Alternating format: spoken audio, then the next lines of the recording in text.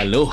Pero may dagdag na stars. Paano nga ba nangyari yun? Sa video ito, i-share ko sa inyo kung ano ang 3 bugs na kailangan i-fix ni Moontoon sa larong Mobile Legends. Pero syempre, bagong lahat, kung di ka pa nakafollow sa aking page, baka naman.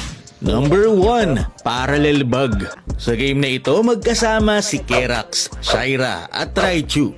At naglaro sila ng rank game. Nung una, parang normal lang naman ang mga nangyayari.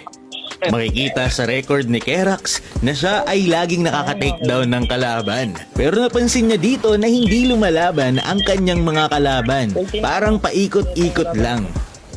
Dito nag-shot siya, ba't naglilibot tank natin? Pero kung makikita nyo sa live ni Shaira, nakatayo lang si Kerax doon sa isang tabi. Noong chinat niya, yung ba't naglilibot ang tank natin. Nangyari na yung parallel bug sa kanila. Ang parallel bug ay dapat i-fix ni Moontoon. Ito yung parang kakaiba yung nangyayari sa game mo at iba din ang nangyayari sa game ng kasama mo. Kung baga, tinawag itong parallel bug dahil sabay na may nangyayari sa timeline pero magkaiba ang mga nangyayari sa game yung dalawa. Kung mapapansin nyo dito, nagtataka na si Kerax. Sabi niya, anyari sa mga kalaban. Tapos sabi naman ni Raichu, ikaw, anyari sa'yo. Kung babalikan natin yung live ni Shaira, si Kerax dito ay nandun lang sa bottom lane. At na-takedown pa siya dito ng Esmeralda. Ikaw, anyari sa'yo. Yun, siya yung Amon dyan, si Kerax. Kung mababasa nyo yung chat ni Kerax, sabi niya dito, nagpupush daw siya. At dun sa recorded game ni Kerax, kita nyo naman na nagpupush nga talaga siya.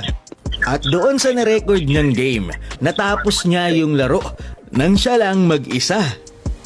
Kitang-kita na dagdagan pa nga ang stars ni Kerax. Pero bagamat tapos na ang laban kay Kerax sa pares na pangyayari, sa live naman ni Shaira hindi pa tapos ang game. Kahit magkakasama sila sa game na una matapos yung game ni Kerax. Gulong-gulo na nga si Shaira dito at parang gusto na niyang ipabarangay si Moontoon. Tapos na yung kanya, guys. Legit.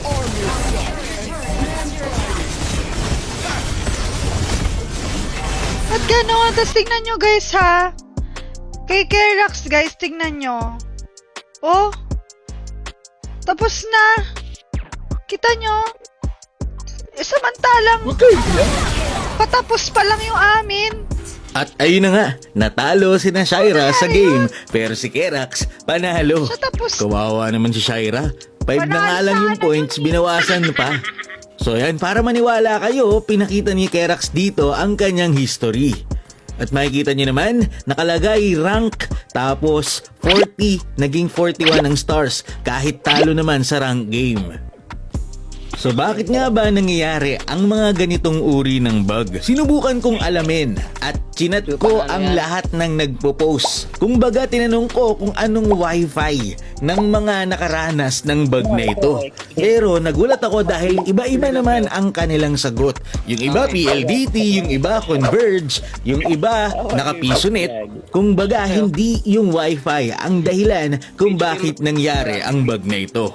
So masabi ko lang dyan, hindi yung player yung nakaka-trigger ng bug na ito, kundi si Moontoon mismo. Parang nagkakaroon ng lost server or nawawala sa server yung isang game. Kaya naiiba yung resulta.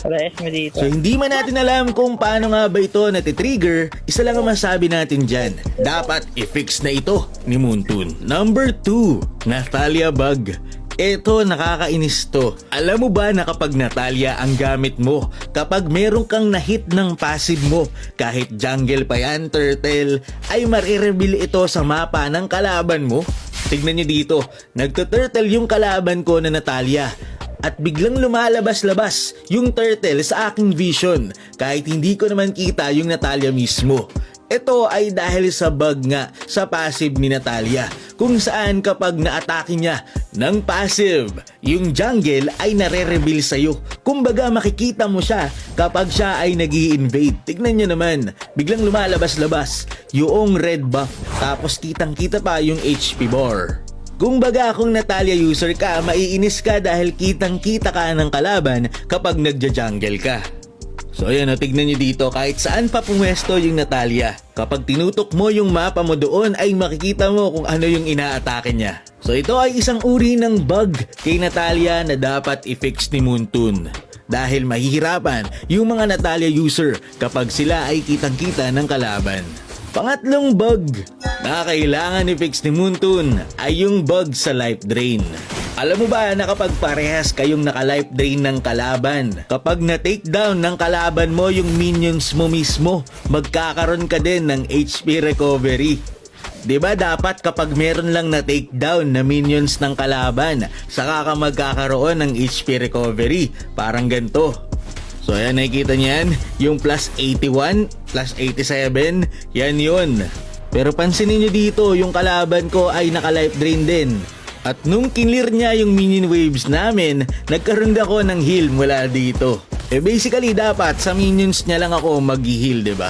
So yun, ito very minimal bug lang ito, no? Nangyayari lang ito kapag parehas kayong naka-life drain ng kalaban.